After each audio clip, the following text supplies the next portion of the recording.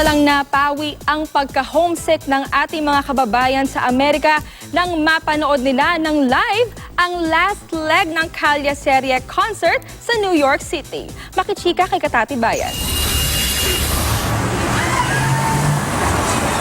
Maaga pa lang, mahaba na ang pila sa labas ng King's Theater sa New York City para masaksihan ang sequel ng Kalye Serie show sa Amerika. Mula pa sa iba't ibang panig ng Amerika at Canada ang mga nanood. Kaya si Jose Manalo, thankful sa suportang ito ng ating mga kababayan.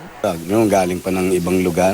Yung iba, nagbakasyon talaga sila. Bumiyahe ng mga ilang oras para tumawid lang kung saan man makapunta lang dito. Sa actual show, todo tilian ang audience ng masaksihang live na nag-perform sina Jose, Wally Bayola at Paulo Ballesteros. Nakisingalok na, nakisayaw pa sa kanila ang fans.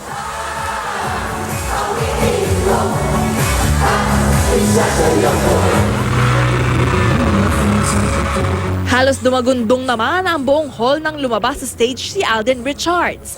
Ang girls, kinilig sa pangaharana ng pambansang Bay. Pinagkaguluhan din si Alden paglapit niya sa audience. At nang awitin niya ang God Gave Me You, buong King's Theater nakikanta rin sa Kapuso Leading Man.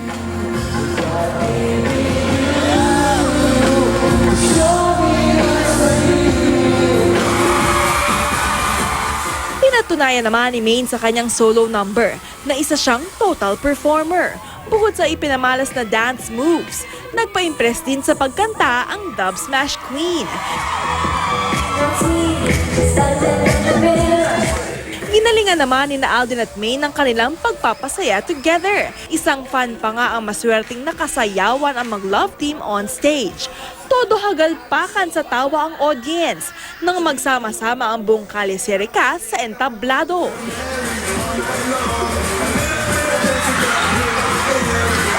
Grateful naman ang Dabber Cats na nadala nila sa Big Apple, ang Itbulaga segment na minahal ng mga Pilipino worldwide. Lahat ng mga naririnig namin, nagte-thank you sila dahil sa Kalye Serie, palagi namin kayo pinapanood, kayo yung nagpapasaya sa amin. Na maraming nakakataba po ng puso yung mga ganong reaction po sa amin. Parang hindi sila naho-homesick eh. Kapag nung mga days ng Kalye Serie, parang ang laki ng naitutulong sa kanila para to get through the day. Katati Bayan, updated sa showbiz happening.